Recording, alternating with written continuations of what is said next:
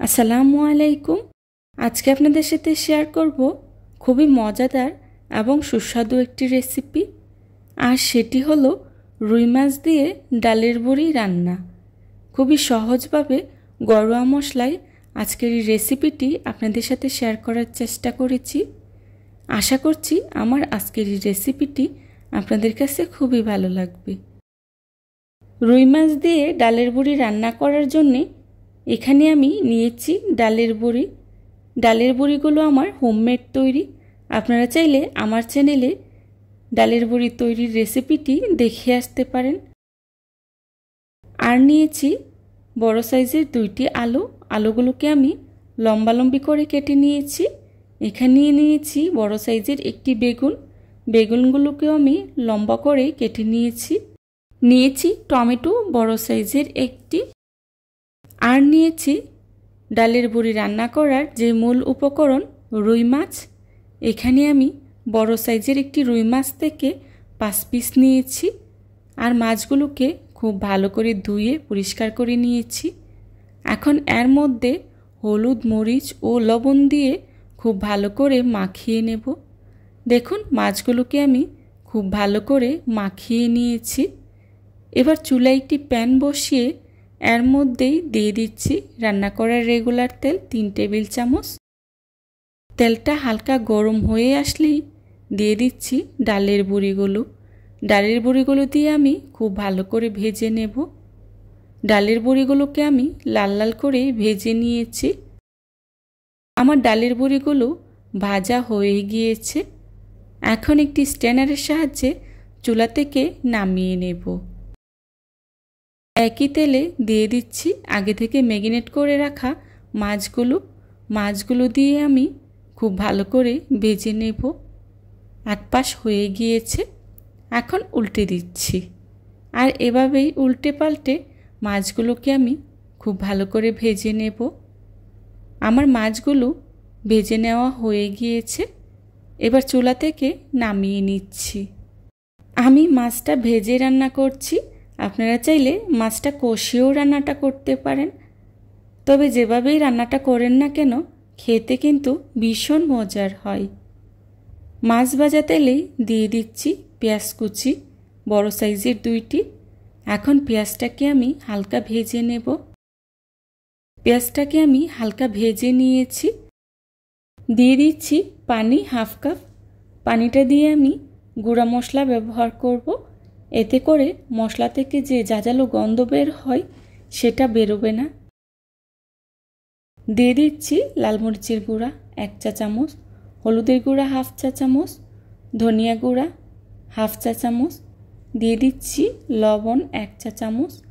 এখন সবগুলো মশলা আমি একসাথে খুব ভালো করে মিশিয়ে নেব। মেশানো হয়ে গেলে ঢাকনা দিয়ে ঢেকে মশলাগুলোকে আমি খুব ভালো করে কষিয়ে নেব। দেখুন আমার মশলাটা কষানো হয়ে গিয়েছে, তেলটা উপরে ভেসে উঠেছে। এবার এর মধ্যেই দিয়ে দিচ্ছি আগে থেকে কেটে রাখা আলুগুলো দিয়ে মশলার সাথে খুব ভালো করে মিশিয়ে নেব। মেশানো হয়ে গেলে ঢাকনা দিয়ে ঢেকে আলুগুলোকে আমি খুব ভালো করে কষিয়ে নেব। মাঝখানে একটু নেড়ে চেড়ে দিচ্ছি যাতে করে নিচে লেগে না যায়। এবার এর মধ্যেই দিয়ে দিচ্ছি আগে থেকে কেটে রাখা বেগুনটা দিয়ে আমি মশলার সাথে খুব ভালো করে মিশিয়ে নেব। মেশানো হয়ে গেলে আবারও ঢাকনা দিয়ে ঢেকে 5 মিনিটের মতো কষিয়ে নেব। ফিরে এলাম 5 মিনিট পর। দেখুন আলু আর বেগুনটা অনেকটাই সিদ্ধ হয়ে গিয়েছে। এখন এর মধ্যে দিয়ে দিচ্ছি ঝোলের জন্য পরিমাণ মতো পানিটা আপনারা যে যতটুকু ঝোল রাখতে চান সেই অনুযায়ী ব্যবহার করবেন। ঝোলটা যখন এভাবে বলক আসতে শুরু করেছে তখনই এর মধ্যে দিয়ে দিচ্ছি আগে থেকে ভেজে রাখা ডালের বড়িগুলো। দিয়ে দিচ্ছি টমেটো বড় সাইজের একটি, আর দিয়ে দিচ্ছি কাঁচামরিচ কয়েকটি। এই পর্যায়ে চুলার আঁচটা মিডিয়ামে রেখে 5 মিনিটের মতো রান্না করে নেব। ঝোলটা যখন অনেকটাই কমে এসেছে তখনই এর মধ্যে দিয়ে দিচ্ছি আগে থেকে বেজে রাখা রুই মাছগুলো দিয়ে আরও 5 মিনিটের মতো রান্না করে নেব। আমার রান্নাটা প্রায় হয়ে গিয়েছে। এবার এর মধ্যে দিয়ে দিচ্ছি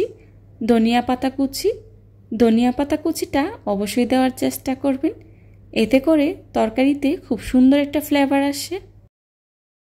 হয়ে গেল আমার মজাদার ডালের বড়ি রান্নার রেসিপি।